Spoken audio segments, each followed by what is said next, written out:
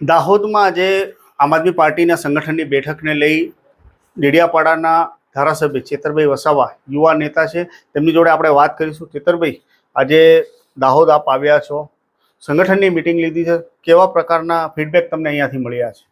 દાહોદમાં અમે 2022માં વિધાનસભાઓ લડ્યા.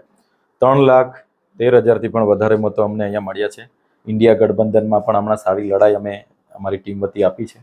તો આવનારા તાલુકા, જિલ્લા અને નગરપાલિકાઓની જે ચૂંટણી આવવાની છે એમાં આમ આદમી પાર્ટી ખૂબ સારું અહીંયા લડશે. ઇન્ડિયા ગઠબંધન થાય છે તો ગઠબંધન અંતર્ગત લડીશું. અગર ગઠબંધન નથી થતું પછી પણ અમારી બધી રીતની તૈયારીઓ છે. તો આ મિટિંગ દરમિયાન ઘણી ગંભીર બાબતો અમારી સમક્ષ આવી છે. ઘણા રજૂઆત કરનારા લોકો પુરાવા સમેત બહાર ઊભા છે અને અમને મળીને ગયા છે. તો દાહોદમાં આપ જાણો છો સારી રીતે કે જસવંતસિંહ ભાંભોર હોય, બચુભાઈ ખાબડ હોય અને આ જિલ્લાના પ્રભારી કુબેર દિંડોરજી હોય, પોતે અનેકવાર ગુજરાત સરકારમાં અને કેન્દ્ર સરકારમાં આ લોકો મંત્રીઓમાં રહ્યા છે. છતાંય દાહોદ જિલ્લાની પરિસ્થિતિ આજે પણ એવી ને એવી છે. માત્ર ને માત્ર આજે કૌભાંડોનું એપી સેન્ટર દાહોદ હોય ગુજરાતમાં, એવું અમને લાગી રહ્યું છે. એટલે આવનાર દિવસોમાં તમામ શાખાઓ, તમામ યોજનાઓ સમેત જ્યાં જ્યાં કૌભાંડો થયા છે એ પુરાવા સમેત અમે એમની સામે ઉતરવાના છે અને એમાં તમામ લોકોને અમે ખુલ્લા પાડીશું. મને આનંદ થાય છે આપ પૂછી રહ્યા છો ત્યારે. આદિવાસી સમાજના જ નેતાઓ આજે આદિવાસી સમાજનું શોષણ કરી રહ્યા છે એવું હું સ્પષ્ટપણે, એકદમ સભાન અવસ્થામાં અને સ્પષ્ટપણે કહી રહ્યો છું. આપણે નજીકમાં તાલુકાની, નગરપાલિકાની ઇલેક્શન આવી રહ્યા છે. હમણાં લોકસભામાં પણ ઘણા બધા આમ આદમી પાર્ટીના નેતા, કાર્યકર્તાઓ છે, આમ આદમી પાર્ટીને છોડી ગયા છે. હવે આવનારા સમયમાં તમારા માટે ચેલેન્જિંગ ભૂમિકા શું રહેશે?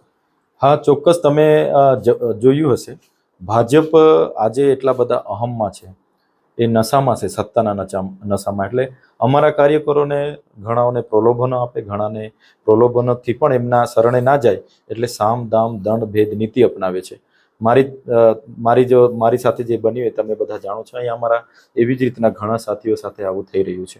ત્યારે અમે તો દાહોદની જનતાને સારું શિક્ષણ મળે, સારું આરોગ્ય મળે, સારી ભૌતિક સુવિધા મળે, વીજળી મફત મળે અને જે પણ બજેટ લોકો માટે આવે છે એમના ઉપયોગમાં વપરાય અમારો હેતુ છે. તો જે પણ લોકો ગયા છે એમને પણ આજે પણ અમારા સંબંધો છે.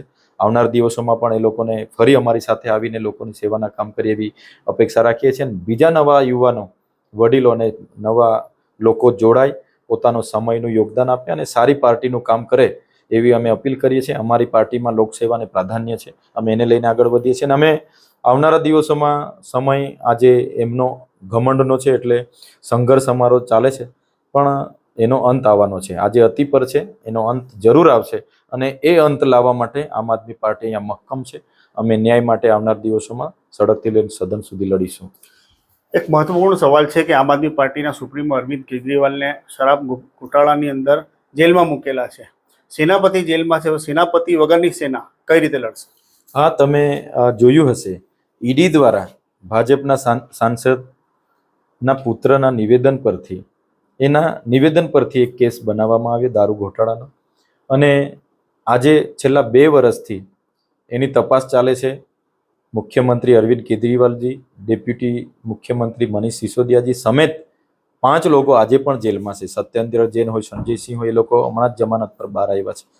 જે કેસની તપાસમાં સીએમ, ડેપ્યુટી સીએમ સમેત 5 મહત્વના લોકો જેલમાં હોય, એ કેસની તપાસમાં ઈડી પાસે 2 વર્ષની તપાસ દરમિયાન એક પણ રૂપિયો હજુ કૌભાંડ એમને મળ્યો નથી.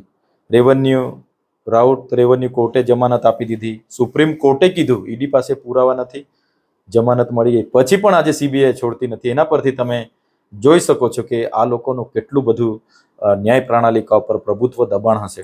એટલે અમે વિચારીએ છીએ કે દેર સહી પણ અંધેર નથી.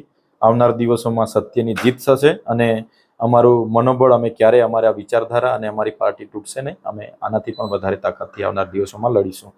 એક અંતિમ સવાલ છે. ગઈકાલે માનગઢ ધામ ખાતે હજારોની સંખ્યામાં આદિવાસીઓ ઉમટ્યા હતા અને એક માંગ લઈને નીકળી હતી કે ભીલ પ્રદેશ બનવાની માંગ ઉઠી હતી. સાથે સાથે રાજકુમાર રોતે એવું કીધું હતું કે આદિવાસી હિન્દુ નથી. તેની સામે મહેન્દ્ર માલવિયાએ એવું કીધું છે કે આદિવાસી તો 300 વર્ષોથી હિન્દુત્વની તમામ પરંપરાઓને અપનાવે છે. શું કહેશો આ નિવેદનને?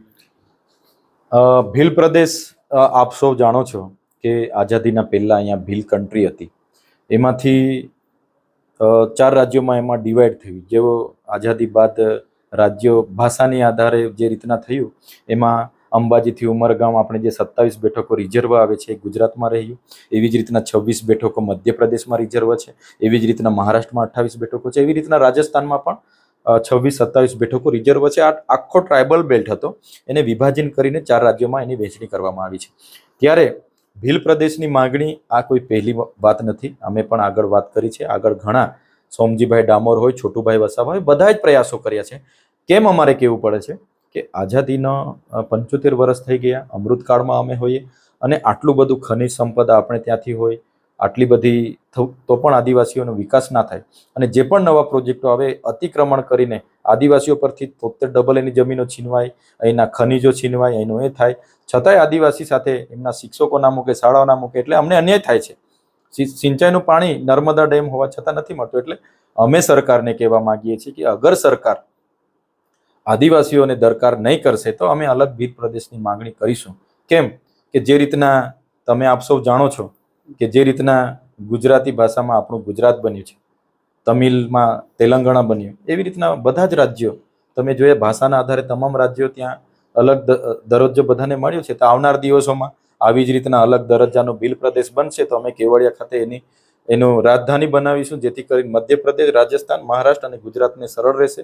અને અમારા પણ પ્રયાસો છે કે અગર સરકાર અમારો વિકાસમાં રસ નથી રાખતી તો અમે અમારો વિકાસ કરી લઈશું, અમને અલગ ભીલ પ્રદેશ આપી દો.